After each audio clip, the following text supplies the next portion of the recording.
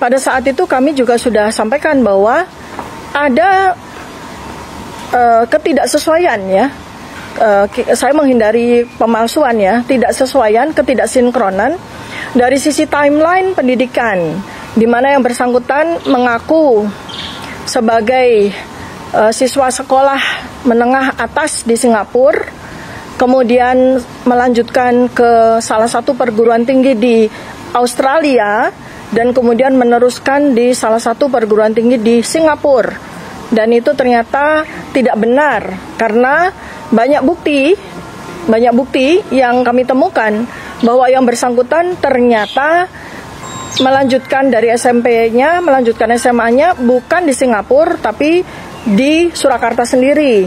Jadi yang bersangkutan menempuh pendidikan SMA di SMA Santo Yosef Solo selama 2 tahun, dan kemudian meneruskan atau pindah sekolah di SMK Kristen Solo juga. Dan disitulah kemudian terjadi missing link ya, missing data, karena sampai dengan hari ini kita tidak pernah tahu apakah dari kedua sekolah menengah atas itu yang bersangkutan mendapatkan ijazah. Karena ketika maju menjadi calon wali kota maupun maju menjadi calon wakil presiden, yang bersangkutan tidak menggunakan ijazah SMA dari manapun, tapi menggunakan surat keterangan yang diterbitkan oleh Dirjen Pendidikan Menengah yang menyatakan bahwa yang bersangkutan itu mengambil kursus di Australia, yaitu di InSearch UTS. Padahal InSearch UTS itu sama sekali bukan sekolah, sama sekali bukan lembaga yang bisa disetarakan dengan SMA. Tapi surat keterangan itu menyebutkan bahwa yang bersangkutan mendapatkan penyetaraan kelas 12 di InSearch tersebut yang setara dengan SMK. Jadi ini kan juga perlu dilakukan sebuah investigasi administratif. Apakah benar bahwa UTS InSearch itu katakanlah relevan disetarakan dengan SMA kelas 12? Dan apakah memang ada bukti bahwa yang bersangkutan benar-benar mengikuti kursus tersebut? Ya, ternyata InSearch UTS tersebut sudah tidak beroperasi kembali, sudah ditutup oleh Sydney University, sudah tidak ada lagi, sehingga tidak bisa dilacak sama sekali. Kemudian berikutnya, artinya kalau dari Dirjen Pendidikan Menengah itu berani mengeluarkan surat keterangan yang waktu itu dikeluarkan tahun 2019, artinya itu kan memang dipersiapkan untuk maju calon wali kota dan maju cawapres. Berarti ada yang perlu kami minta untuk melakukan investigasi ya, apakah memang ada sebuah katakanlah dokumen tertentu dari UTS InSearch yang memang kemudian bisa diverifikasi bahwa dokumen dari InSearch itu memang bisa dianggap setara dengan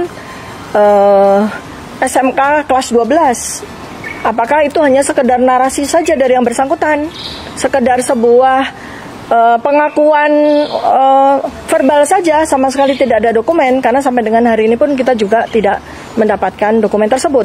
Berikutnya, yang bersangkutan mengaku menjadi mahasiswa MDIS, itu adalah sebuah lembaga di Singapura yang bekerja sama dengan universitas-universitas di luar negeri yang mengeluarkan ijazah. Jadi dia yang bersangkutan mendapatkan ijazah dari University of Bradford UK. Tapi yang bersangkutan untuk diketahui tidak pernah sama sekali mengikuti perkuliahan di University Bradford. Karena sepanjang data-data yang ada di media, yang bersangkutan terlihat berfoto pada saat wisuda itu, di mana di dalam foto tersebut tertulis MDIS, ya, adalah sebuah lembaga yang berkedudukan di Singapura. Nah, dan itulah yang kemudian diaku sebagai tingkat kesarjanaannya yang bersangkutan, ya kan? Nah, masalahnya kan menjadi sebuah hal yang harus betul-betul diinvestigasi, karena di dalam undang-undang pemilihan umum, syarat bagi calon presiden dan wakil presiden itu adalah memiliki ijazah dan atau setara dengan SMA minimal. Nah, ini yang pasti tidak dimiliki oleh yang bersangkutan. Jadi yang dipakai sebagai syarat untuk maju wapres kan ijazah SMA, ya, ijazah SMA, bukan ijazah sarjana. Nah, ini perlu kita pertanyakan lagi, apakah yang bersangkutan memiliki ijazah SMA dan apakah surat keterangan dari Dirjen Pendidikan Menengah itu layak dianggap mewakili ijazah SMA yang tidak dimiliki oleh yang bersangkutan.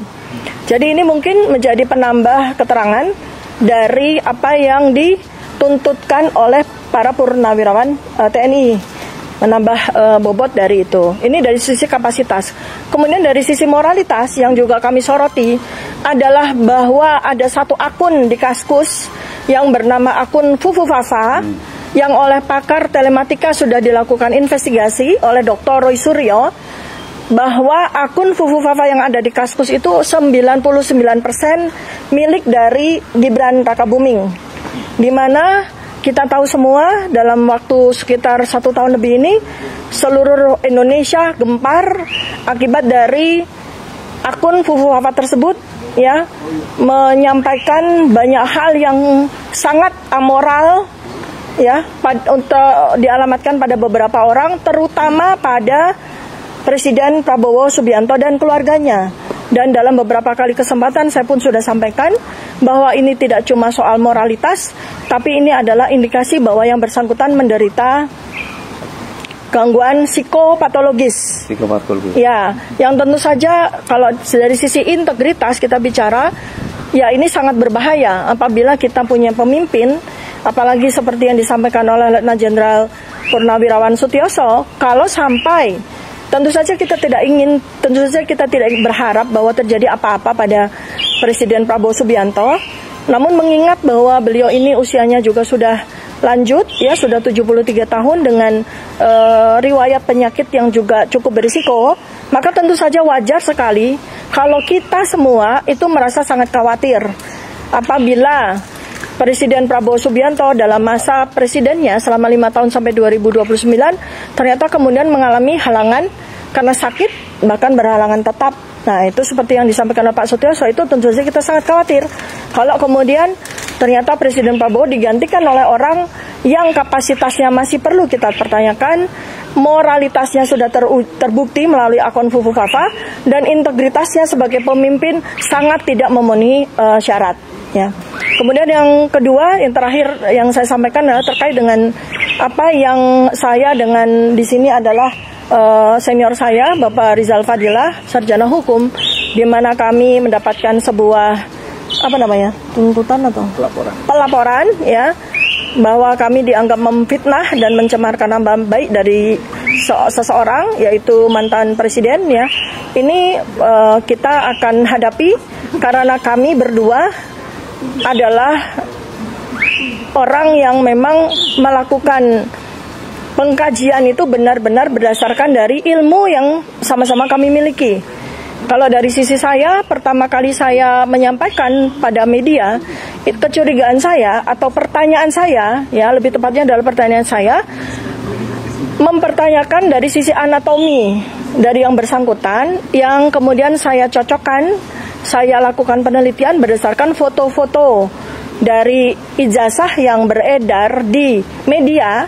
Jadi ijazah yang beredar di media yang diklaim bahwa itu adalah ijazah dari mantan presiden, dengan ada foto yang anatomi maupun morfologinya perlu dipertanyakan apakah betul foto yang ada di dalam ijazah itu adalah foto dari mantan presiden.